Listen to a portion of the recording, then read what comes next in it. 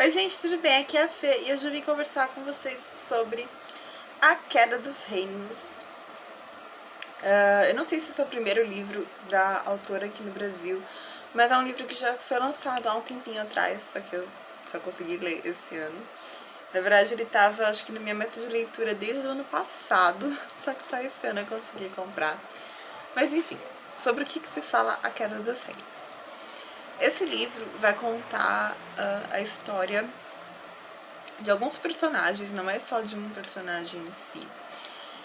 Aqui a gente tem a Cleo, que mora em Auranos, a gente tem o Jonas, que mora em Paelcia, e a gente tem a Lúcia e o Magnus, que moram em Limeros. São esses três reinos que a gente vai aprender e acompanhar durante esse livro. Vou falar um pouquinho sobre os reinos. Cada personagem vai ter a sua trajetória e a sua razão de estar ali envolvido nessa trama, mas o legal de ter esses diferentes personagens no livro, esses diferentes pontos de vista que a gente tem durante a história, é que não só a gente vai conhecendo os personagens, mas também a gente vai conhecendo um pouquinho de cada reino junto com esses personagens. Porque basicamente a gente vai acompanhar a vida deles ali. Então a gente aprende que no reino de Auranos todo mundo é muito rico, muito farto, as coisas são todas banhadas a ouro e as regras são muito flexíveis, as leis são muito flexíveis. Todos os três reinos, eles são, ou eles foram, pelo menos, baseados em uma religião, em uma crença na magia e no poder. E Auranos é um reino que está cada vez mais se desligando dessas origens, vamos dizer assim, e focando no seu próprio, enfim, no seu próprio modo de vida, sabe? A gente tem Paelcia, que é um reino mais pobre, é um reino marginalizado, é um reino que sofre muito preconceito de Limeros e principalmente de Auranos, por ser um reino mais pobre, por ser um reino que depende unicamente do seu comércio de vinho, já que a única plantação que resiste, que sobrevive ao solo de Paelcia, são as uvas. Então eles usam essas uvas tanto para consumo e venda própria, né, local, quanto para comércio, quanto para exportação. E isso, claro, acaba empobrecendo muito o país, porque ele só tem um tipo de renda, né?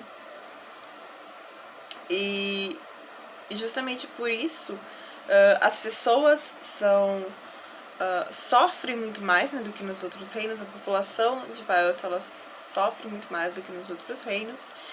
E a gente vai ver que em alguns personagens, no povo em si de Paelcia, mas em determinados personagens, como a gente tem aqui o Jonas, o irmão dele e o melhor amigo dele, toda essa questão e essa diferença de classe, diferença de poder entre os reinos acaba acendendo uma fagulha ali de revolução e de revolta mesmo, de por quê, sabe? Por que vocês têm que ter mais e por que vocês nos menosprezam tanto por conta disso. E aí a gente tem Limeros, que é um reino mais rígido, é um reino mais, sei lá, mais frio, tanto que Limeros tá em volta de gelo, tá sofrendo com um frio muito rigoroso, e as suas terras estão começando a serem congeladas e tudo mais. E é um reino, como eu falei, muito rígido. Então o rei de Limeros é conhecido como o rei sanguinário, porque as leis dele realmente são muito rígidas, ele sai matando como ele bem entende. Qualquer errinho é passível de pena de morte. Então são três reinos bem diferentes. E a gente vai, ao longo do tempo, aprendendo o modo de vida e o modo de pensamento de cada pessoa que tá ali nesse reino. Vamos falar um pouquinho agora dos personagens em si. A Cleo, ela é uma personagem que tá sempre se envolvendo em algum problema. Ela é a rainha não, desculpa, ela é uma princesa de Auranos. E ela tá sempre se envolvendo em alguma coisa, tá sempre fugindo de aulas e tudo mais. E ela tem, logo no começo do livro, a gente percebe que ela tem um certo segredo, que ele já logo vai sendo desvendado lá pela metade do livro, a gente não demora muito pra descobrir que segredo é esse. E também é um segredo que você já suspeita muito facilmente do que seja. Até pelas insinuações que ela vai dando ali ao longo da narrativa. Mas ela tem um desejo muito forte de ajudar a irmã que tá doente. A maior preocupação dela é essa irmã e o suposto casamento dela com o Lord Aron, que está prestes a acontecer. E ela não quer que isso aconteça porque o Aron é um cara que já acorda bêbado e ele passa o dia inteiro bêbado e ele é extremamente arrogante e tudo mais. E a irmã tá muito doente e ninguém consegue descobrir o que ela tem, ninguém consegue fazer com que ela melhore. Então eles já estão ali basicamente esperando a morte chegar, só que ela não quer isso, ela acha que a irmã ainda tem salvação. Então duas coisas vão começar a acontecer envolvendo a Cleo. Primeiro, eles partem numa viagem para Paelcia. Ela, o Aron, a dama de companhia da irmã da Cleo e um guarda real que ficou designado para acompanhar eles nessa viagem, que é o... esqueci o nome, que é o Tion. E... beleza, eles partem nessa viagem para Paelcia porque o Aron quer comprar um vinho originalmente paelciano e um vinho que todos falam que é o melhor de Paelcia e tudo mais. Beleza, eles partem nessa viagem. Quando eles chegam na vila onde tem o vendedor desse tal vinho, ele pede o vinho, eles experimentam. Na hora de pagar, ele sugere pagar apenas 14... eu esqueci o nome da moeda, mas enfim, 14 moedinhas lá. Por cada barril. Ele ia levar, acho que 16 barris, 12 barris, alguma coisa assim. E aí o vendedor alegou que não, que o barril dele, justamente por ser o melhor de Paelcia, valia muito mais do que 14 moedinhas lá. Valia 42, se eu não me engano. O Aron, muito cheio de si, começa a falar que não, faz uma chantagem com o vendedor. E aí chega, nesse meio tempo, chega os filhos do vendedor, que um deles é o Thomas e o Jonas. E o Jonas o Thomas também começam a discutir com o Aron, alegando que esse não era o preço justo a ser pago pelo barril e por todo o trabalho do pai, né? E, enfim, rola uma discussão, o Aron acaba partindo pra cima. Na verdade, o Aron acaba desafiando tanto o Jonas quanto o Thomas. E aí os dois partem pra cima do Aron. O Aron acaba pegando uma adaga que tinha presa, acho que no cinto dele, e corta a garganta do Thomas. Nesse meio tempo, a Cleo já estava percebendo que o clima estava esquentando, né? Era óbvio. E o Tion até deu uma olhada assim pra ela, tipo, você quer que eu faça alguma coisa? Só que ela não acreditou que o Aron fosse seguir com aquilo, e ela achou que ele, por estar bêbado, por sempre fazer algazarra, ela achou que ele ia ficar naquilo e nada ia acontecer. Até que aconteceu. Então, agora, toda a Paelcia, principalmente o Jonas, jura vingança contra ela e contra a família dela. E ela também acaba se sentindo muito culpada, porque ela poderia ter evitado aquilo. E toda a rebelião acontece por conta desse acontecimento. A Elsia e a Urano já tinham uma rixa justamente por essa diferença de poder e tudo mais. Só que quem também entra na briga, nessa rixa, é Limeros. Porque Limeros também tem uma birra com a Uranus que eu ainda não entendi. Eu não sei se isso vai ser explicado um pouco mais pra frente. Mas a gente vai vendo que tem uma rixa muito grande entre Limeros e Uranus, muito profunda. E Limeros começa a observar que uma movimentação está se fazendo em Paelcia contra Uranus. E aí o Rei Sanguinário pensa: opa, acho que essa pode ser uma boa oportunidade de atacar Uranus. Eu vou juntar vou oferecer, né, uma aliança com Paelcia para juntos derrotar Uranus. E é basicamente isso que vai acontecendo. A gente vai acompanhando a Uranus e a Cleo e todo o reino ali tentando... mais o rei, né? Porque a Cleo tá ali nas nuvens. O rei de Uranus tentando consertar essa situação, falando que foi legítima defesa, tentando apaziguar as coisas, enquanto a Cleo tá lá no mundinho dela. Eu acho ela muito, assim, aérea em alguns momentos. Muito tipo, ai, perdida na nuvem. E ela, mas na verdade é porque ela não se interessa por assuntos do reino. Então, tipo, ela acha que tá tudo muito bem. Ela não tem nem noção da proporção que a morte do Thomas tá causando nos 3 reinos, né? E também porque ela tá muito focada na irmã. Tanto que lá vai a Cleo.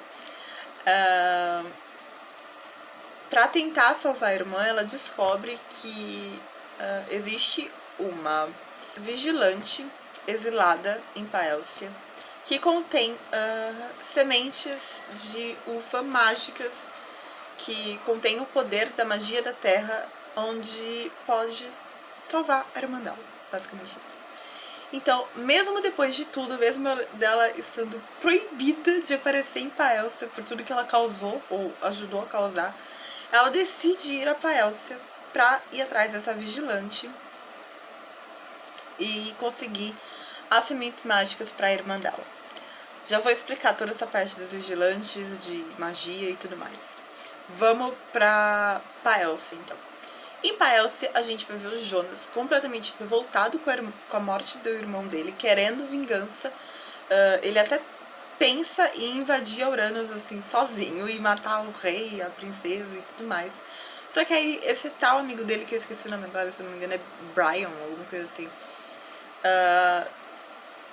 joga uma luz pra ele e fala: querido, você não vai conseguir.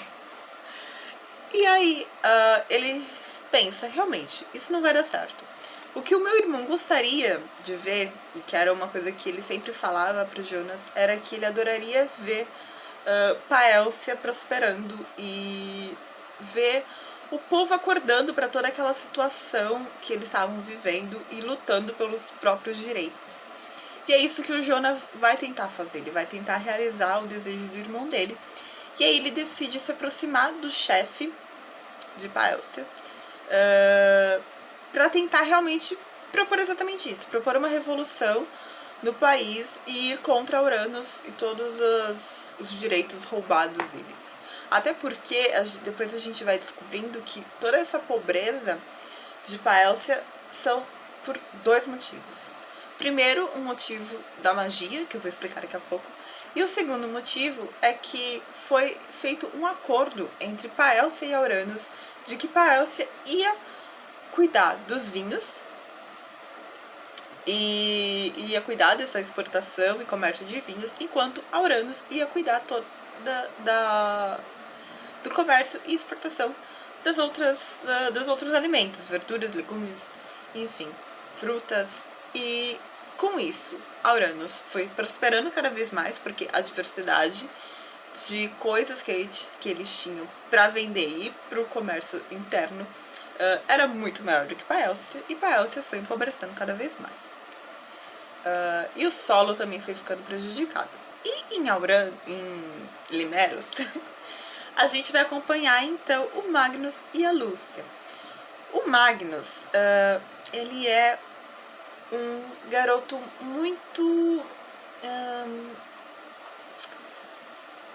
como é que eu posso falar assim? A personalidade dele é muito delicada, é muito frágil, na minha opinião.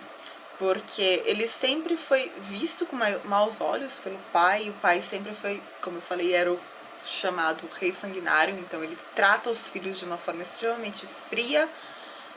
O pai dele tem uma amante declarada no reino, a própria esposa sabe disso.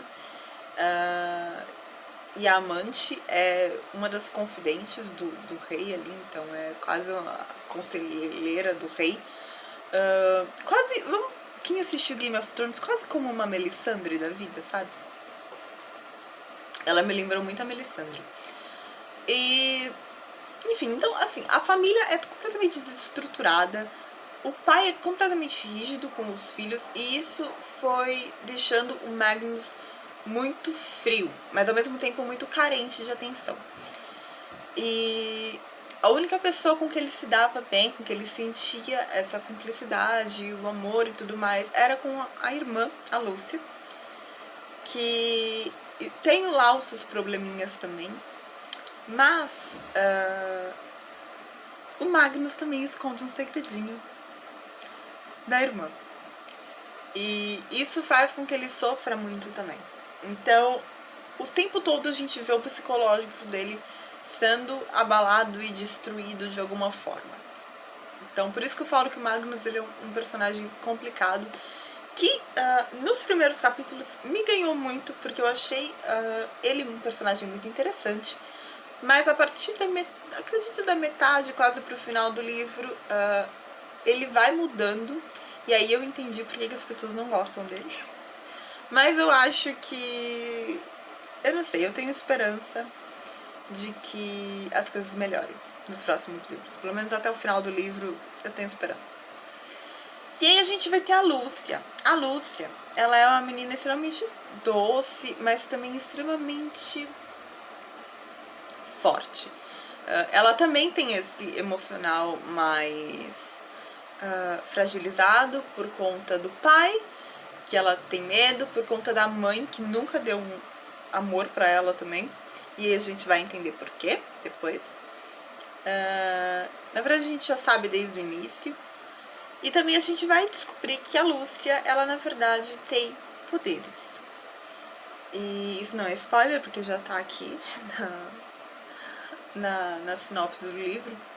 Mas isso não é uma coisa vista com bons olhos, principalmente em Limeros, onde o próprio rei queima pessoas que são acusadas de bruxaria e tudo mais. Então ela guarda esse segredo pra ela, e ela tem muito medo do que isso pode causar pra ela e causar pras outras pessoas também. Vamos explicar um pouquinho a situação da magia nesse universo. Eu adorei demais como a autora construiu todo esse mundo de magia. É um mundo diferente do que a gente está acostumado a ver. Em A Queda dos Reinos, a gente vai acompanhar um universo que é movido por magia. Nos primórdios do universo existiam os vigilantes, existiam os vigilantes, feiticeiras e bruxas, e os elementos da terra que continham magia. Então, todo o universo, basicamente, sobrevive através desses 4 elementos, que são terra, fogo, água e ar. E os vigilantes, eles são os responsáveis por cuidar dessa magia e proteger toda essa magia. Só que depois aconteceram algumas coisas envolvendo a feiticeira que cuidava desses elementos naquela época, que era Eva, e as irmãs de Eva. Aconteceram algumas coisas que Eu não vou contar tudo, porque essa parte é muito interessante de ler. Mas enfim, aconteceram coisas, os poderes, os elementia, como eram chamados, né, os 4 elementos, eles acabaram sendo perdidos e escondidos em um determinado lugar da Terra. E se passaram, acho que 1000 ou 2000 anos, não lembro, mas com isso, tanto o nosso plano, né, a Terra, quanto o plano dos vigilantes estão ameaçados, porque cada vez que a gente passa, quanto mais tempo a gente passa sem esses elementos, sem os poderes, a Terra vai enfraquecendo, os solos vão enfraquecendo e tudo mais. Esse é um dos motivos de Paelcia estar como está hoje. E Limeros também está sendo afetado por todo esse gelo e tudo mais. A única que não sofreu ainda foi a Uranus, mas os próprios vigilantes já sentem o seu plano, né, sendo enfraquecido e precisando cada vez mais encontrar esses elementos. O que acontece? A gente tem então a Lúcia, que é a primeira bruxa em milênios a ter os 4 poderes dentro de si. Tanto o poder da terra, fogo, água e ar. Geralmente as bruxas só têm um poder, assim, sabe? O poder de algum dos elementos. Ela tem todos. E isso significa que ela é muito importante para encontrar esses 4 elementos. Então ela é a peça-chave para encontrar os 4 elementos e restaurar todo o universo. Ou seja, muita coisa importante vai vir por aí ainda. Mas, para resumir, porque eu já falei muito, esse livro foi um livro extremamente surpreendente. Porque eu tava esperando uma fantasia, sei lá, mais leve, uma fantasia que envolvesse realmente essas coisas de reino e tudo mais, mas eu não tava esperando essas reviravoltas muito grandes que tem na história. Toda vez que eu achava que eu tava entendendo alguma coisa, a autora ia lá e desmembrava tudo que eu tinha imaginado. Cenas não muito brutais, mas cenas que chocam muito, sabe? Assim, do nada tem alguém matando alguém. E eu não tava esperando por isso. Eu descrevo esse livro, eu até comentei numa live que eu fiz lá na Roxinha, que é como se fosse um Game of Thrones, só que mais adolescente. Sem tanto personagem, sem tanta carga histórica, assim, que o George R. R. Martin acaba colocando, sabe? Foi um livro muito, muito, muito introdutório. Você percebe que ele é bem introdutório mesmo. Tanto que nada muito grandioso acontece, além do começo da Revolução de Paelcia e Limeros contra Uranus. Isso já acontece nesse livro, coisa que eu não imaginava, eu achei que fosse ficar para os próximos. Mas, de qualquer forma, foi um livro fantástico. Eu dei 5 estrelas para ele. Não favoritei, porque se o primeiro livro foi assim, e eu espero que a série continue no mesmo nível ou mais, e eu tô esperando que o mais venha, porque eu acho que eu tô guardando o favoritado pros próximos livros, porque, como eu falei, foi um livro super introdutório, a gente realmente só conheceu os personagens e conheceu um pouquinho do que eles são capazes de fazer e do que está por vir para a história deles. Então, foi muito, muito, muito bom. Todo o universo que a autora criou, como eu falei, envolvendo essa magia, os poderes, as lendas, foi muito, muito, muito bem pensado e bem escrito. Os personagens em si, apesar de eu falar que eu gostei do Magnus e tal, eu gostei bastante da Lúcia também, eu não consegui me apegar a nenhum deles, assim, fortemente. Eu torço pra alguns, claro, eu torço pro Jonas, por exemplo, mas Sabe quando todos os personagens ali ainda estão no mesmo nível pra você? Não sei se já aconteceu com vocês, mas todos estão ali tipo, ah, legal, foi bom te conhecer, vamos ver o que acontece, sabe? Não sei ainda, nenhum deles me cativou o suficiente pra falar, não, eu torço por você, só por você, e é isso aí, vamos lá. Isso não aconteceu ainda. Eu acho que, justamente por ser um livro mais introdutório, talvez isso aconteça nos próximos. Eu espero que sim, porque é meio chato quando você lê uma história e você não consegue se apegar exatamente aos personagens. Mas, ao mesmo tempo que eu não me apeguei aos personagens, eu me apeguei muito à história em si. Então, não tenho dúvidas que será uma das minhas séries favoritas da vida, que eu vou panfletar ela ainda por muito e muito, muito tempo. Então, leiam A Queda dos Reinos, é um livro de fantasia fantástico. Espero que vocês tenham gostado dessa resenha, eu sei que eu falei muito, mas é isso. Vejo vocês no próximo vídeo. Tchau, tchau!